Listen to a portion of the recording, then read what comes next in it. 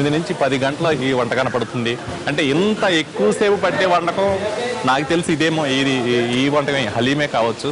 అయితే ఇప్పుడు కంప్లీట్ పూర్తయిన తర్వాత ఇలా ఇది పెట్టి కంప్లీట్గా ఈ ఎయిర్ ప్యాకెట్ ఇలా పెట్టి ఇంకో 1.5 hour 2 hours ఇలా ఉంచుతారట.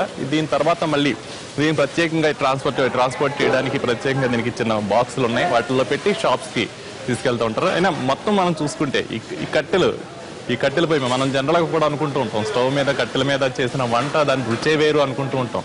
ఇది కంప్లీట్గా 10 గంటల పాటు ఇదే కట్టెల మీద ఈ కట్టెల పొయ్యి మీద దీన్ని ఉడికించి చేస్తారు. అందుకే దీనికి అంత టేస్ట్ రావటం, అంత సువాసన రావటం, అంత ప్రాముఖ్యత, అంత విశిష్టత కలగటం జరిగింది.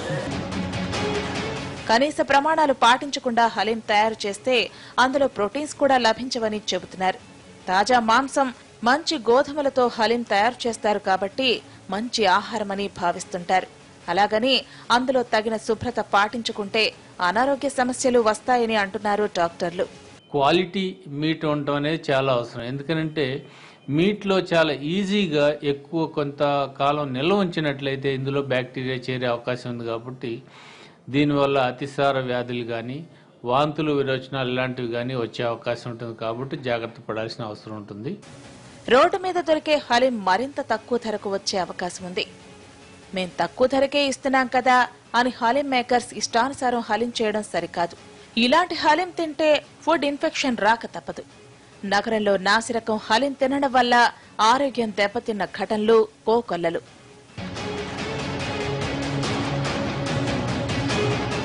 హోటల్స్ ఎలాంటి ఫుడ్ అందిస్తున్నాయో పరిశీలించాల్సిన బాధ్యత ఫుడ్ ఇన్స్పెక్టర్లది. రంజాన్ మాసంలో ఎక్కువగా లభించే హలీం సెంటర్లను తనిఖీ చేయాల్సిన బాధ్యత కూడా వేరిదే. కానీ అలా జరగడం లేదు. దీంతో ఎవరిష్టం వారిదైపోయింది. నగరంలో తయారు చేస్తున్న ఏ హలీం సెంటర్ మీద కూడా అధికారులు తనిఖీ చేయడం లేదు. దానికి తోడు జీహెచ్ఎంసీలో అధికారుల కొరత ఎక్కువగా ఉంది. దీన్ని ఆసరా చేసుకున్న హలీం మేకర్స్ తినేవారికి నచ్చినట్లు కాకుండా తమకు తోచినట్టు తయారు చేస్తున్నారు. రుచికరమైన హలీం అని ప్రచారం చేసుకుంటారు, కానీ అది ఆచరణలో మాత్రం చూపలేకపోతున్నారు. శుభ్రంగా ఉండాలి, సర్వ్ చేసే ప్లేస్ అంతకంటే శుభ్రంగా ఉండాలి, న్యూసెన్స్ కలగకుండా, దుమ్ము ధూళి పడకుండా వాటిలన్నింటినీ కూడా జీహెచ్ఎంసీ తరఫు నుంచి మా ఫుడ్ సేఫ్టీ వింగ్ అబ్జర్వ్ చేస్తూ ఉంది డైలీ. సుమారు 11 రోజులు ఎంతో అయింది బయలుదేరి, ఇంకా స్టార్ట్ అయ్యి హలీము ఇంకా 18 రోజులు 19 రోజులు ఉన్నదండి. ఇంకా రెగ్యులర్ వాచ్లో ఉన్నాం మేమైతే. వాడేది చాలా అపరిశుభ్రంగా ఉండి ప్రజారోగ్యానికి హాని కలుగుతున్నదని తెలిసినట్టయితే మా కమిషనర్ జీహెచ్ఎంసీ వారి పర్మిషన్ తీసుకుని ఇమ్మీడియట్గా దాన్ని ఆ బిజినెస్ స్టాప్ చేయడం జరుగుతుందండి. అందులో ఇమ్మీడియట్గా హలీం తయారీ వేకువజాము 4 గంటలకే మొదలవుతుంది. మొత్తం 9 గంటల పాటు బాగా ఉడకబెట్టాలి. అందులో భాగంగా మాంసాన్ని బాగా ఉడికించి మెత్తగా నలగొట్టాలి. ఈ క్రమంలో కొన్ని చోట్ల ఈ మాంసం ముక్కలు సరిగ్గా నలగడం లేదు. ఎముకలుండే హలీం అస్సలు జీర్ణం కాదు. కాబట్టి హలీం క్వాలిటీ ఎంతో ముఖ్యమంటున్నారు వైద్యులు.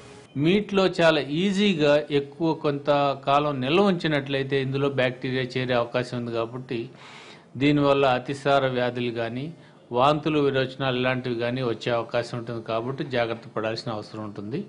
రంజాన్ మాసంలో ముస్లిం సోదరులకు హలీం ఎంతో ముఖ్యమైన వంటకం. బయట దొరికే హలీం ఎలా చేస్తున్నారో తెలియడం లేదు. దీంతో కొందరు ఇంట్లో చేసుకోవడానికి ఇష్టపడుతుంటారు. మొత్తం మీద బయట దొరికే హలీం తినేటప్పుడు కాస్త ఆలోచించి తినడం మంచిది. ఎక్కడ మంచి హలీం దొరుకుతుందో వాకపు చేసుకుని తింటే ఆ టేస్టే వేరుగా ఉంటుంది.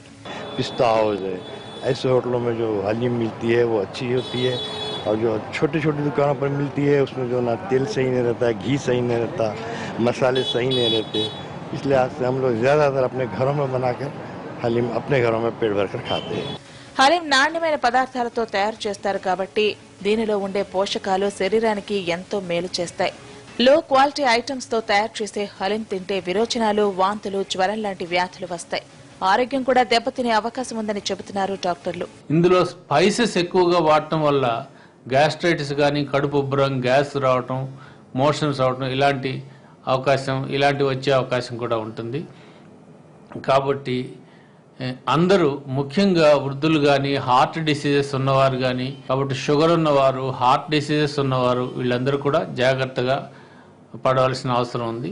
నాణ్యమైన నెయ్యి, తాజా మాంసం, కూరగాయలు, ఇతర దినుసులు వాడి తయారు చేస్తే హలీం రుచికి రుచి, ఆరోగ్యానికి ఆరోగ్యం, ఎలాంటి రోగాలు రాకుండా రక్షిస్తుంది. కాబట్టి ఇప్పటికైనా అధికారులు మేల్కొని ప్రజల ఆరోగ్యం పరిరక్షించాలి. ఎక్కడంటే అక్కడ హలీం బట్టీలు పెట్టడాన్ని అడ్డుకోవాలి. నగర ప్రజల ఆరోగ్యం కాపాడాలి. మనం మొత్తం ప్రాసెస్ చూసాము. ఇక్కడికి లాస్ట్కి ప్రాసెస్ మొత్తం చూస్తే లాస్ట్కి వచ్చింది, చివరిగా వచ్చింది మరి కాసేపులో ఒక హాఫ్ అన్ అవర్లో కంప్లీట్ అవబోతుంది. ఇక ఈ పరిసరాలంతా కూడా ఈ హలీం గుమగుమలతో గుమగుమలాడుతుంది. స్మెల్ కూడా చాలా బాగా వస్తుంది. ప్రతిసారి కూడా ప్రతి వస్తువు వేయటం, దీన్ని కలపటం, వేయటం, కలపటం, అలా చేయటం ప్రాసెస్ ఉంటుంది. ఇది ఇంత కష్టపడితే దీని వెనక కేవలం ఈ సెంటర్లోనే ఈ తయారు చేసే చోట చూసుకుంటే 300 మంది పనిచేస్తున్నారు. మొత్తం చూస్తే 300 మంది అంటే ఈ కుకింగ్ పార్టీలో కానీ ట్రాన్స్పోర్ట్ చేయడం, అక్కడ సర్వ్ చేయడం, మొత్తం అందరూ కూడా 300 మంది ఉన్నారు. ఇలా ఇంత కష్టపడితే ఈ హలీం తయారవుతుందని చెప్పాలి.